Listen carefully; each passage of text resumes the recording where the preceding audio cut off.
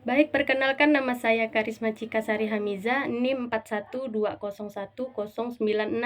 Di sini saya akan menjelaskan tentang anak yang berkebutuhan khusus, yaitu anak tunalaras.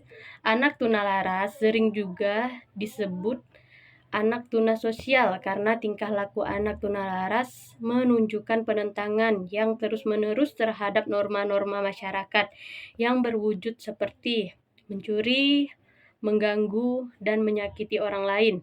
Definisi anak tunalaras atau emotionally handicapped atau behavioral disorder lebih terarah berdasarkan definisi dari Ellie M. Bauer 1981 yang menyatakan bahwa anak dengan hambatan emosional atau kelainan perilaku apabila menunjukkan adanya satu atau lebih dari 5 komponen berikut ini. Tidak mampu belajar bukan disebabkan karena faktor intelektual, sensori, atau kesehatan. Tidak mampu untuk melakukan hubungan baik dengan teman dan guru-guru. Bertingkah laku atau berperasaan tidak pada tempatnya. Secara umum, mereka selalu dalam keadaan tidak gembira atau depresi dan bertendensi ke arah simptom fisik seperti merasa sakit atau ketakutan yang berkaitan dengan orang atau permasalahan di sekolah.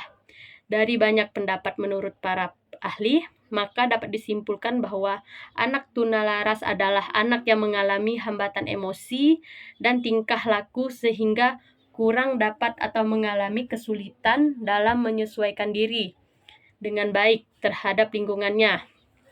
Dan hal ini akan mengganggu situasi belajarnya. Situasi belajar yang mereka hadapi secara monoton akan mengubah perilaku bermasalahnya.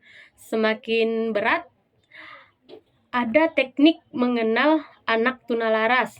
Yang pertama, melakukan psikotes untuk mengetahui kematangan sosial dan gangguan emosi. Dan yang kedua, melakukan sosimetri, tes yang digunakan untuk mengetahui suka atau tidaknya seseorang. Yang ketiga, konsultasi ke biro konsultasi psikolog dengan konsultasi seorang yang mengalami gangguan emosi sosial atau bisa diketahui. Dan yang keempat, konsultasi ke psikiatri anak. Dengan berkonsultasi dengan psikiater diharapkan dapat menetapkan seorang mengalami kelainan atau tidak sehingga dapat diberikan program rehabilitas dan terapi bagi mereka yang mengalami gangguan perilaku.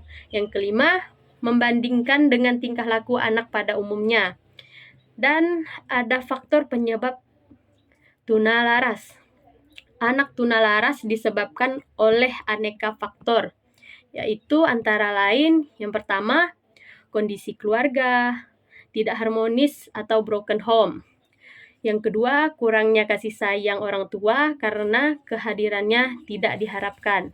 Dan yang ketiga, kemampuan sosial dan ekonomi rendah. Dan yang keempat, adanya konflik budaya, yaitu adanya perbedaan antara hidup, keadaan sekolah, dan kebiasaan keluarga. Dan yang kelima, berkecerdasan rendah atau kurang dapat mengikuti tuntutan sekolah. Yang keenam, adanya pengaruh negatif dari geng-geng atau kelompok. Yang ketujuh, adanya gangguan atau kerusakan pada otak, brain damage. Dan yang kedelapan, memiliki gangguan kejiwaan bawaan. Baik, itu saja yang dapat saya jelaskan. Kurang lebihnya mohon dimaafkan. Assalamualaikum warahmatullahi wabarakatuh.